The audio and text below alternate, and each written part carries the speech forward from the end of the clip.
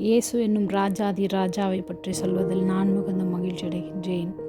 கர்த்தருடைய வேதம் குறைவற்றது. சங்கீதம் 19:7. கர்த்தருடைய வேதம் குறைவற்றதும் ஆத்துமாவை உயிர்ப்பிக்கிறதுமாயிருக்கிறது. கர்த்தருடைய சாட்சி சத்தியமும் பேதையை ஞானியாக்குறதுமாய் இருக்கிறது. நம்முடைய பெயரை வைத்து நம்மை சரீரத்தில் அறிமுகப்படுத்திக் கொள்கின்றோம். ஆனால் ஒரு மனிதனை அடையாளப்படுத்துவது அவனுடைய ஆத்துமாவே. ஒருவருடைய மனம் சிந்தை எப்படிப்பட்டதாக இருக்கிறதோ அதுவே அவர்களை பற்றிய சுபாவத்தின் வெளிப்பாடாகும்.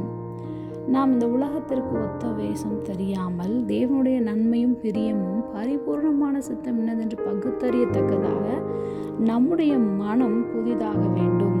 அப்பொழுது நாம் மறுரூபமாவோம். நம்முடைய மனம் புதிதாகவும் நாம் மறுரூபமாக வேண்டுமென்றால் கர்த்தருடைய வேதத்தை ஒவ்வொரு நாளும் வாசித்து அதை தியானிக்கும் போது குறைவுள்ள மனிதர்களாகிய நாம் குறைவற்ற வேதத்தினால் நாம் நிறைவுள்ளவர்களாக மாற்றப்படுவோம். நம்முடைய ஆத்துமா தேற்றப்படும். நமக்குள்ளே காணப்படும் எல்லாவித அழுக்கையும் துர்குணமான கொடிய சுபாவங்களையும் மாற்றும்.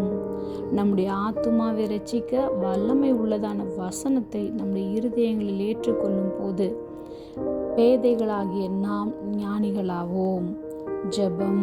அன்பின் பரம தகப்பனே, எப்பொழுதும் எங்களோடு கூட இருக்கிறவராகவே இருக்கிறவரே, உம்முடைய வேதம் குறைவற்றதும் எங்களுடைய ஆத்துமாவை உயிர்ப்பிக்கிறதுமாய் இருப்பதற்காக நாங்கள் நன்றி செலுத்துகிறோம்.